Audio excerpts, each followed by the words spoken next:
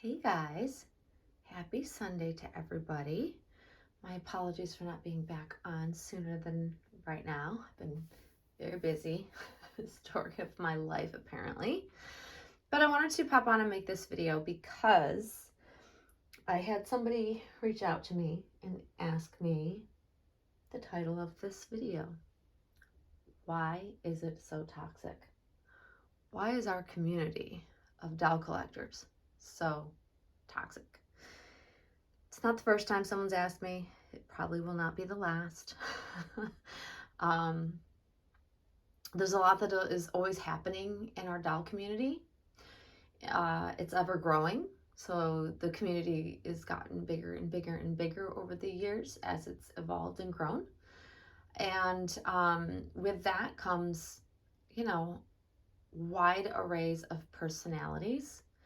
More and more people that choose to post on social media, make videos, post pictures, do paid advertisements, all sorts of stuff. And we have, the artists that are also out there promoting their work.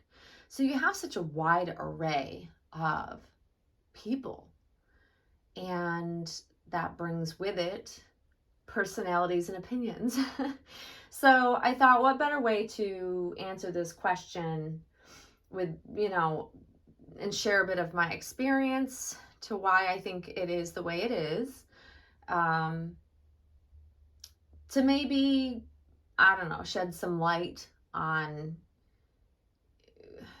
how to handle it, what to do about it, how to not let it get you down, because it can really suck the life out of you. I think that's one of the reasons that, this specific person reached out to me, because they just feel completely drained of nonsense that they happen to find themselves in, I think.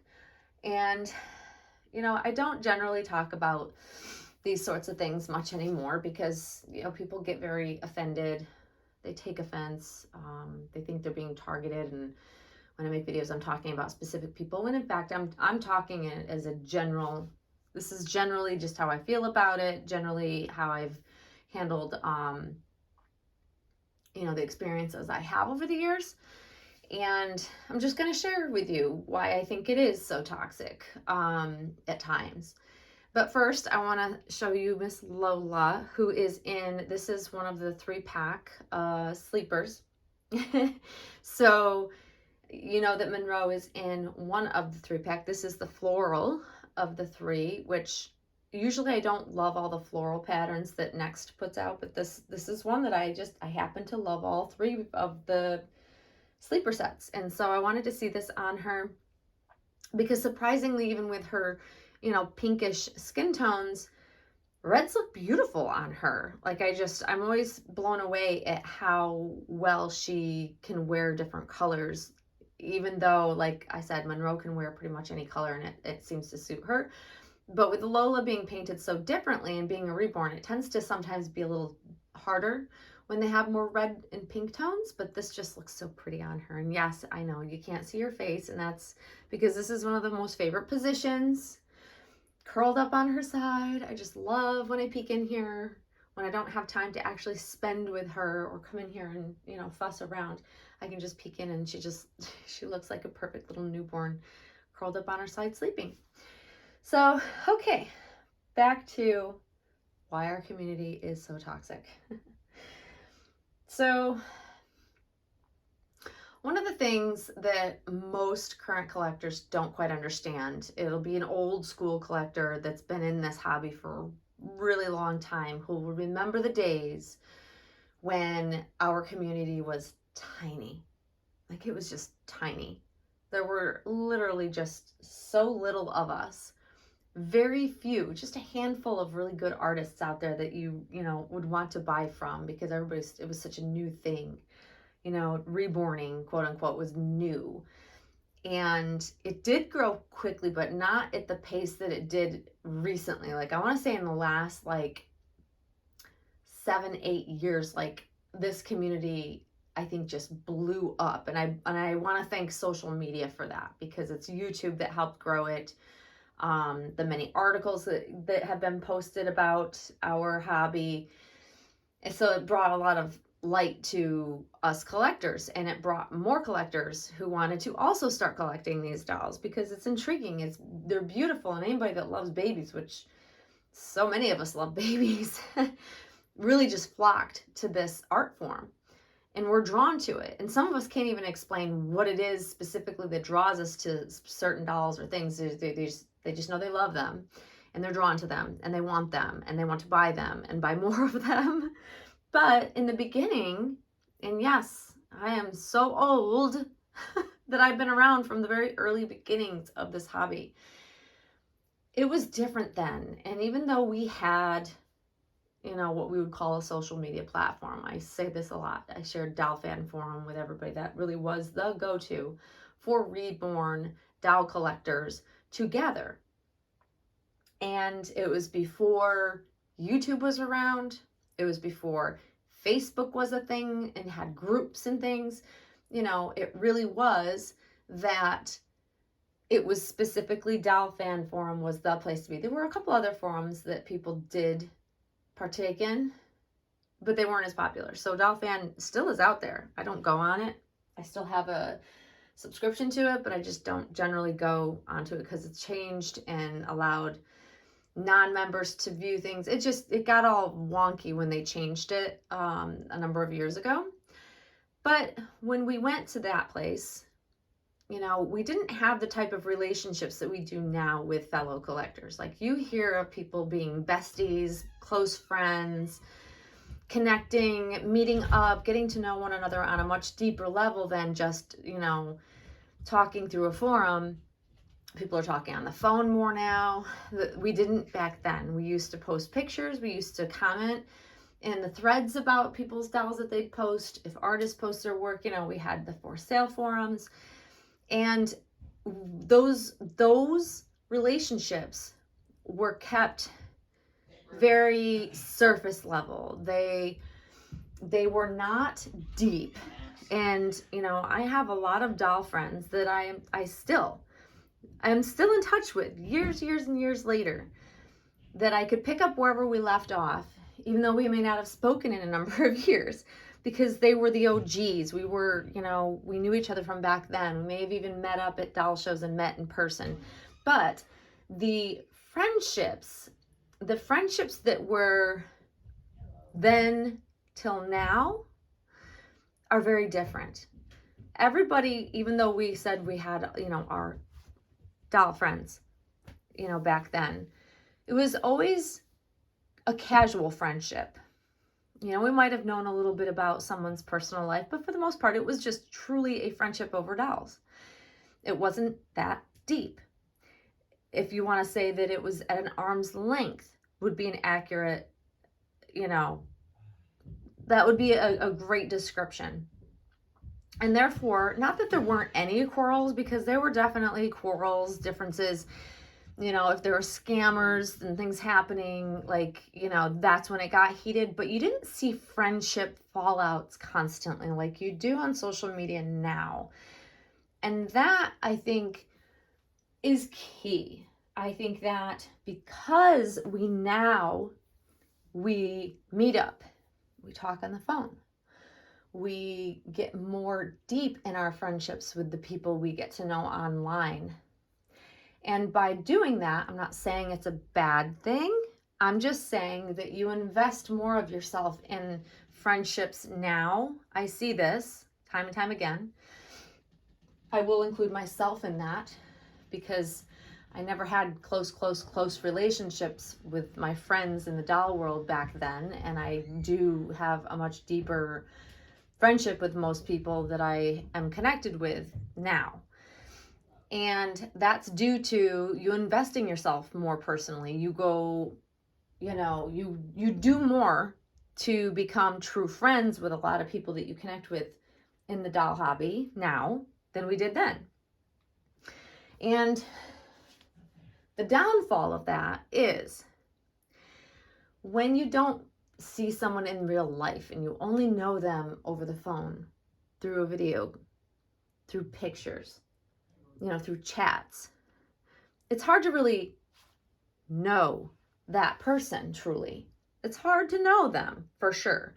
We want to think that we know them, but what I've seen happen is that we invest ourselves into a friendship that you don't really 100% know as much about them as you would if you met them in real life. Okay? I hope that makes sense. And so when there's a falling out or a disagreement with the online friendships that I see, that we time and time again see falling out, changes that happen, people stop talking to one another, people outwardly fighting with one another through video or through posts and things like that, that's because friendships now are at a deeper, different kind of level than they were back in my early days of doll collecting.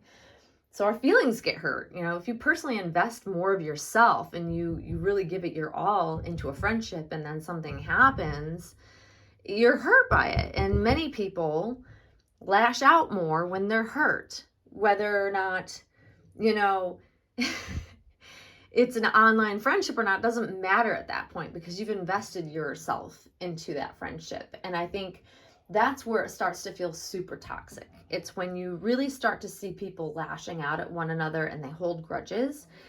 And a lot of times it's the result of a breakdown of friendship or breakdown of acquaintance, that someone rubs someone the wrong way or upsets them, and then you see the long-lasting effects of that. And then what also happens, and I've seen occur time and time again, is that anybody else that is friends with the person that's now no longer liked ends up being, you know, guilty by association. If you know somebody that's not liked, then you tend to be tossed into the barrel of the, oh, we don't like that one either because they're friends with them, which is an unfortunate side effect of online relationships / friendships that go bad. It's just, it's how it is. And so then you have a lot of new people involved that weren't necessarily supposed to be involved because they're guilty by association, and therefore you end up with groups of people that are, you know, at odds with one another. And that is a sad, unfortunate end result of a lot of friendships gone awry. And so that leads me back to answering of the question, why is our community so toxic? It's because there are a lot of friendships that have blossomed and not sustained or sustainable. I'm trying to say the right words. And then it's the fallout after the effects of someone's friendship, you know, breaking down. And because there's so many friendships online, there's always a constant shift. There's always something happening. And so it constantly feels like this struggle going on, this everlasting toxicity, you may want to call it, or fighting or animosity, underlying jabs here and there. It's why people say, you know, oh, that one's clearly talking about me in their video. Like, people get a little on the paranoid side, even when things aren't meant to be taken that way.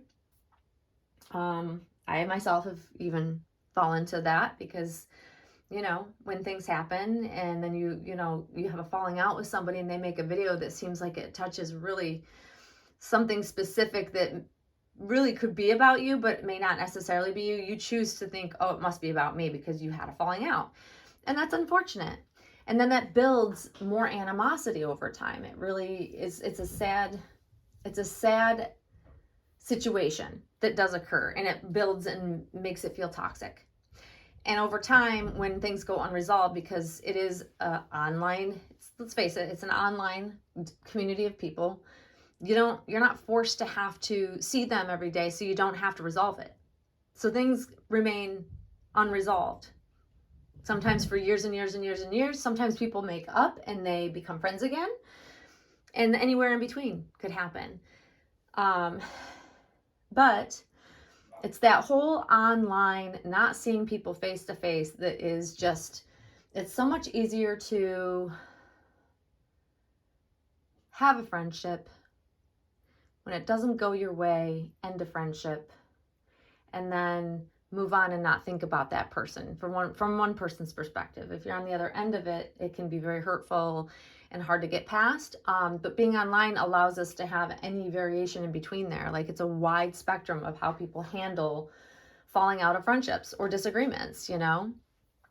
So it's the online thing. It really is the underlying reason. I will say this time and time again, and I firmly believe it, that, you know, taking breaks from social media are very, very important, because you sometimes have to remove yourself from being in that online state. It changes how people interact with one another. When you don't have to see someone face to face, you tend to be a little bit more harsh, a little more critical, easier to be a little more mean.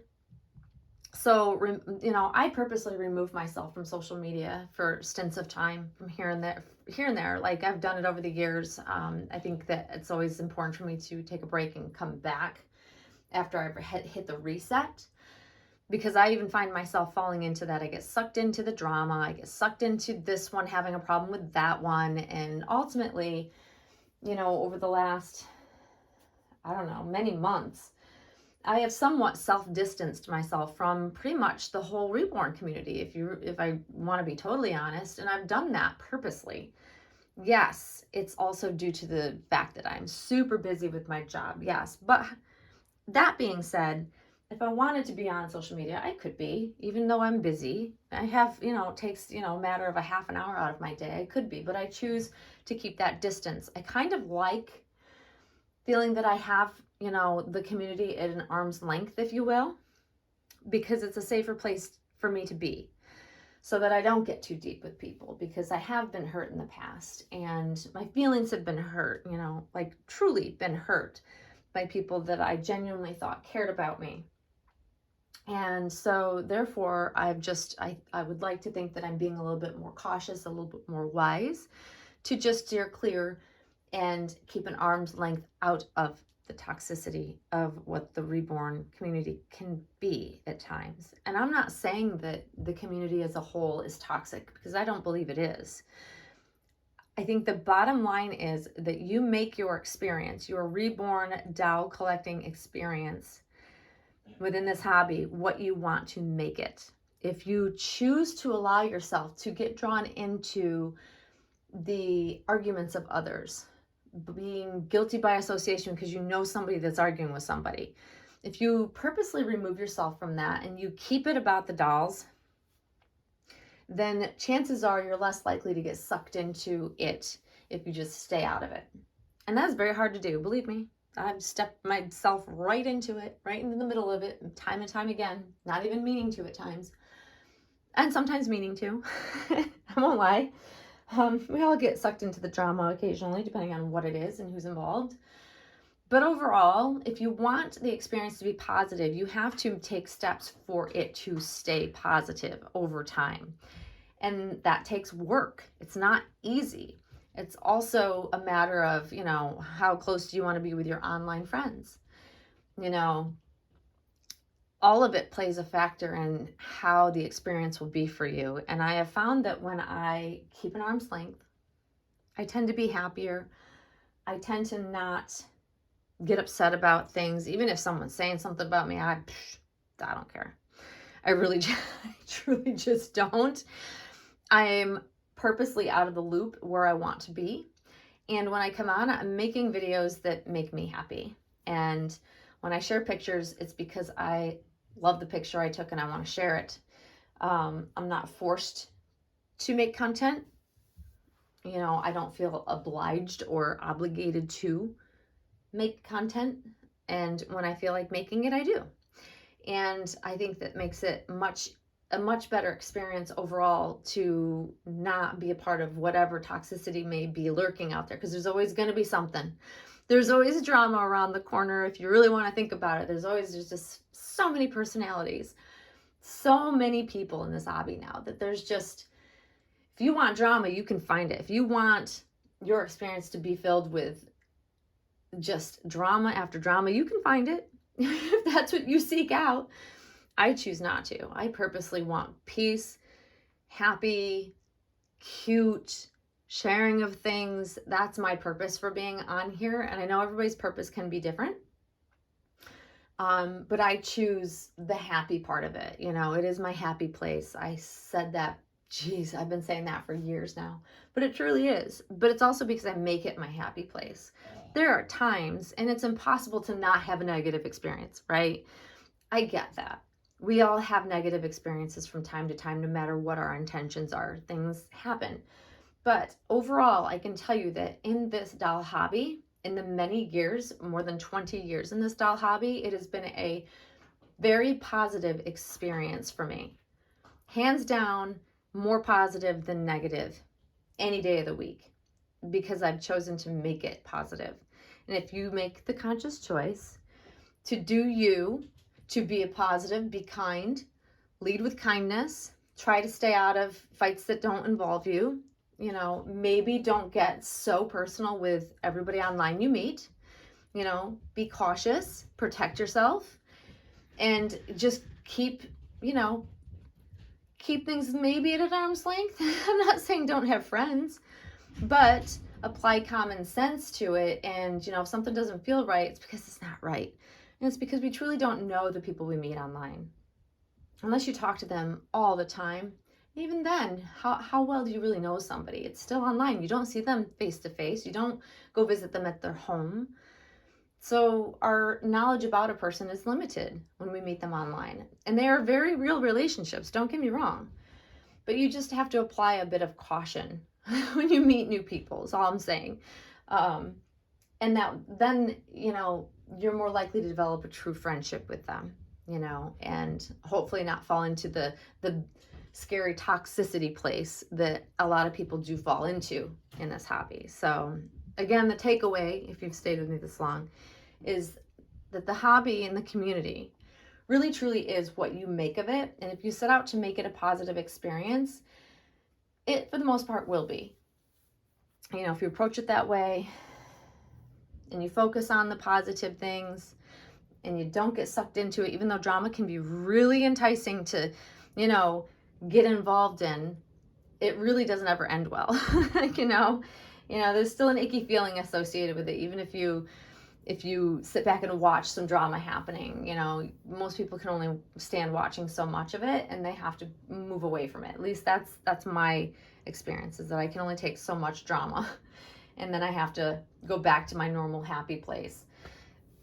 But I truly think that this hobby is a beautiful, beautiful place. I think that there are a lot of beautiful, amazing people in it. And if you focus on that, then you're golden. And of course, focus on the babies. Like, that's what it really is about. You know, I say this again, time and time again too. It's about the babies. Like, they're beautiful works of art. That's what I'm here for. I don't need all the extra nonsense. I'll just stay over here in my little bubble where I'm happiest, doing my own thing, enjoying the art, you know, time and time again. So hopefully that answers the question for the person who asked it. For those that might be struggling with some negativity, toxicity that's in the community, you can make a change. You can turn it around. You can, you know, hit the reset button, maybe take a break, and then come back to it and then keep it about the dolls. And that, if you remember that and you keep coming back to the dolls, then it does become easier over time. So anyways, guys, happy Sunday again. I hope you all are having a fantastic weekend. We just turned the clocks back and it's thrown my whole day off. I feel out of sorts. But it is like 70 degrees out here, so I cannot complain. We've had extremely warm weather in the Northeast, so I'm just going to enjoy it till it lasts, until it goes away, which will be shortly, and then winter will be coming. Anyways, guys, I hope you have a great rest of your day, and we will see you soon. Thanks for watching. Bye-bye.